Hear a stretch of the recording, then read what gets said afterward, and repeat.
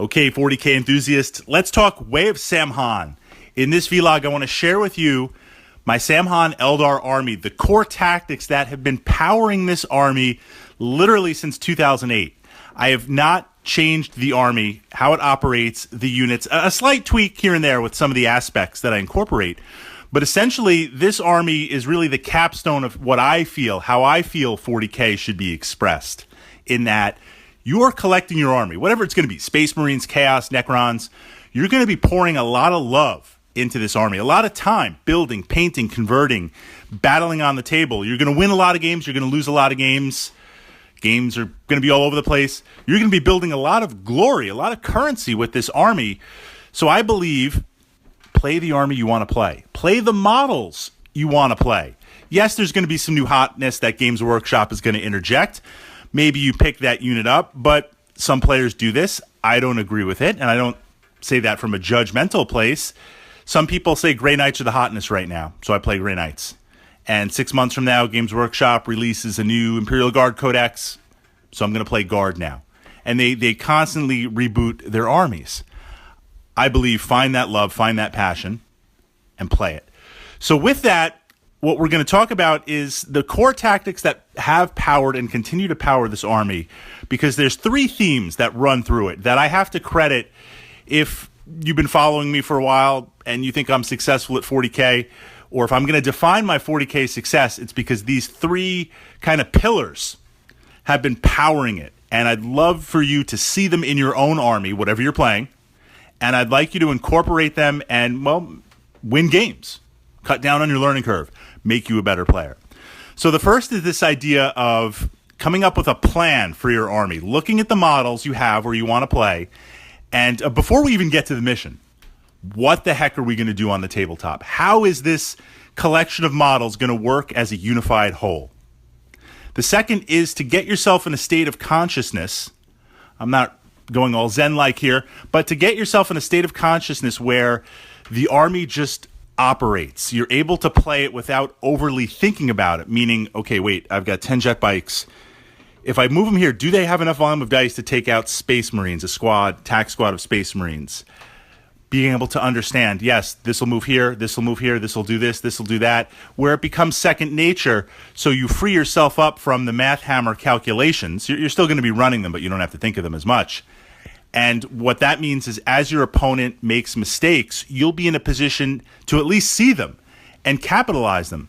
So much of 40K strategy is keeping your army in check and not making mistakes and waiting for your opponent to blunder and make mistakes. And we all do it. We want to minimize ours, capitalize our opponents, but taking it one step forward, when they make a mistake, first you got to realize it. Second, you need to be able to follow up on it and punish them for it. Punish them in a good way, a good 40K way on that. So with that, I'm going to pick a number here. It's kind of hard to narrow it down. I want to say 50 games, 50, 60 games. Is that a lot of games with your army? And I'm not talking about a different list every single time, more or less the core list that you have. You play it that many times, you will get to this consciousness point. And the final piece in looking at my units that we're going to talk about, being able to imagine yourself as the opponent. As your opponent is pulling out models from their gaming case, from their box, whatever it's going to be, you're looking at them and saying, okay, jet bikes, a lot of jet bikes. Okay, wave serpents, vipers. People actually still play vipers. And some fire prisms. Interesting. So what's the plan? How is my opponent, how is Fritz going to execute this on the tabletop? What is he going to do? Being able to go into the game. When turn one starts, if you're just starting to think about these, and I don't mean to be critical. I don't want to be critical, right? I want to help you win games. Next game you play, I want you to win. So with that, if you start thinking about tactics, if you start thinking about what you're going to do turn one, you've missed out on opportunities here. You've missed out on opportunities to put yourself in a good win.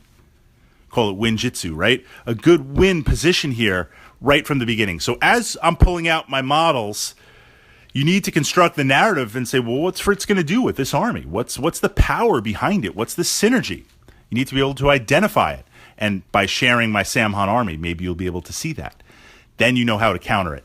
Then when you get down to deploy and you roll for mission, if you're playing a random mission or just drawing a random mission on there, before the game even starts, you're asking the question, well, how is the army going to operate? How am I going to stop it?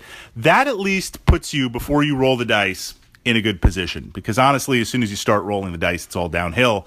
From there, that's the fog of war. So we want to leverage ourselves the best that we can. So this army, this is the list. This is the list from 2007, 2008, somewhere in there. Jetbikes. Now, if it's a higher point game, I pile on more Jetbikes. If it's a smaller combat patrol skirmish type game, I take less Jetbikes. So it's adjusted up and down based on what exactly we're doing. If it's a mega game or an apocalypse game, then we just throw down everything on there. Who the heck cares about points and things like that? So we're looking at Jetbikes, Vipers, right? Vipers, Star Cannon Vipers, Wave Serpents, Fire Prisms, and with the Wave Serpent, 90% of the time what's in there are Storm Guardians. I have aspects that I will incorporate in there, Fire Dragons, Banshees, Dire Avengers, every now and then just to kind of mix it up, right? Just to do something a little bit different. So maybe I feel like, okay, you know what? This week I want to explore some Assault. I'll take Banshees on there. That is the only change in the list. And I'm a big proponent of nail down your list 90%, but leave a couple of points. A couple of areas where you can try out and cycle in different units from your model collection, or as your collection grows, cycle these units in.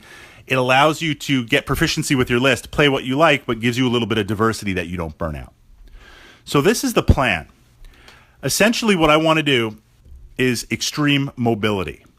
In the movement phase, be able to move with these jet bikes and leverage the positioning to be in the right place at the right time, and hopefully the dice roll correctly. Deployment, I want to dominate the center of the table. So this is the battle plan. This is as I'm pulling out my models and you're looking at what I'm doing. Or when you watch how I deploy. Deploy will tell you how the opponent is going to utilize their army. These are the cues on there. I'll deploy in the center of the table. Maybe a little bit to the left, maybe a little bit to the right. Obviously, if I can get line of sight blocking terrain, it might be modified if I go first or my opponent goes first. But someone in the middle. What this means is I can radiate out to the left, to the right, ahead, back, the sides. Kind of like imagine a wheel, and I'm traveling the spokes of the wheel here to kind of move out. That allows me to capitalize on the mobility. What I'm looking to do is take my army, take the bulk of my army, and shift it to one area of the table. I like operating on the sides of the table because if I shift out to the left side of the table, which I guess would be your right side of the table, but either side of the table, that means if I'm on the left side of the table, you can't come at me from the left side. You're shooting. It can only come in from the right. Your assaults can only come in from the right or kind of straight ahead to the right. It cuts down on your avenues of approach on there. It limits the pathways to get me, whether it's through shooting, movement, or assault on there. So I like to now, from the center of the table, shift my entire army over, engaging. Now, not everything's going to be in range, but engaging what? 80%, 70%, let's even say 60% of my army onto one or two of your units. I have okay shooting on my units. You know, jet bikes put out a decent amount. Vipers, they put out an okay amount. Certainly nothing that's going to stand out and make you go, whoa, look at all these dice. But the fact that I have multiple units shooting and layering those dice on one target, it's very, very surprising. Then if you go to engage me, or if I need to pull away, I pull away. So we want to use the extreme mobility in there. Now, how the heck do I get a unit or two, right? So you have your army deployed. If you just have a mass, whatever your army is going to be, if you have a mass of your army sitting in your deployment zone, if I zoom up, if I say, okay, look, there's attack squad. If I zoom my army up, and this is the idea of threat bubbles, right? A threat bubble, really quick, just to define it, because it is key to understanding. A threat bubble is where if you put down a unit, let's say a Space Marine Tactical Squad, take your tape or take your measuring stick and measure out how far the unit can move. And then from there, add on its range to shoot. make this a 360-degree circle. This is the bubble of threat. Anything that moves into this circle, that unit can shoot at and can be threatened. So if I take my army and I zoom it up to kind of your deployment zone, and I take out attack squad, I bet you I'm in the threat bubble of everything else in your army there. You're going to shoot back, you're going to hit me. So it's not enough to just pick one unit and focus on it, focus fire, although that's a core rule of 40K. I need to get you giving me, this is where the mistake aspect comes in, I need to get you giving me something. Give Fritz a break here, man. Give me something to shoot at and not get shot back. So I take the Wave Serpents, because they have the mobility, they have somewhat the protection. I put the Wave Serpents to the left and to the right, up, isolated. I move up to engage. Most people in 40K, when you move up a model, when you move up a unit, they'll move up units to engage too. It's just kind of second nature. So hopefully by having, sometimes it might even be the Fire Prism, although usually the Fire Prism sits in the back. By having the Wave Serpents on either side, they kind of move up. They're not engaging. They're there for endgame. They are totally there for endgame. If they get taken out in the beginning, it's not the end of the world, but I'm not happy. I need them for endgame. So moving those up, you go to engage. I then zoom away with the Wave Serpent, next turn, zoom away with the Wave Serpent, and then move all my jet bikes, my massive jet bikes over and engage and shoot you there. That is the core key, how I gobble up little units, how I kind of wolf pack on there. If you don't give them to me, some people, they might throw that in there with how they work. The next thing is this idea of overlapping fire, because the dice in 40K make the game really exciting. But with a D6 system, there's not enough variance. There's not enough variable on here to generate enough random. So you're going to get hit with 1s and 6s and stuff you don't want. Games Workshop Rule 101 for new players. You forgot the rule. If it involves rolling a die, a 6, if you get a 6, you're fine, you're good. If you got a 1, you're in trouble on there. And you got to look up what bad stuff happens. But what I'll do with my jet bikes, what I need to have happen, using this analogy of, say, a tactical marine squad and jet bikes, if you move your tac squad up, I move the jet bikes up to engage your marines, I need to take those marines out. They need to go out, gone, wiping out units a whole turn. Because if I don't, one, you're going to shoot back, and I'm going to take some losses. You can assault, you can bring other stuff. So I need to take out every single unit that I target in shooting.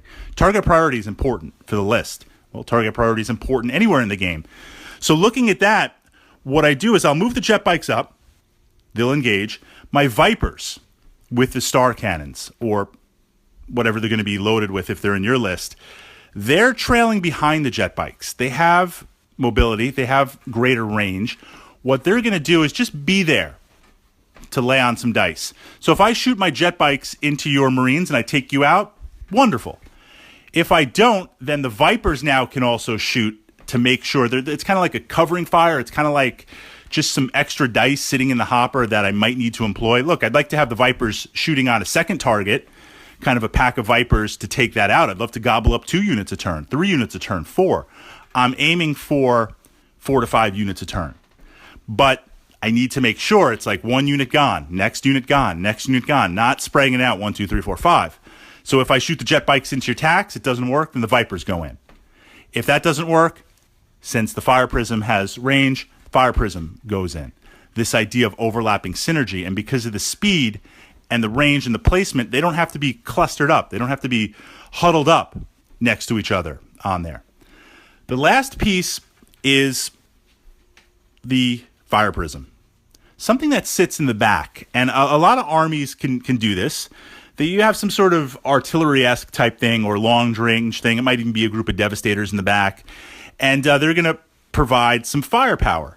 And the idea is that you're using range to protect yourself. You're using the fact that you're back in your deployment zone, or you're hiding behind some hill, or you're on some elevation, that, yeah, your opponent can return fire, but they need to get over there, and it's going to take a few turns. Some people have an insertion type thing. Maybe you have some drop pods. Maybe you've got some sort of deep strikey type stuff on there, and you'll just slam down. When that happens, what I find is that if it's static, like Devastators or something that can't move fast, now you're engaging. It's a dice fest. If you come down in deep strike and you don't take out my Fire Prism, I'm going to zoom away.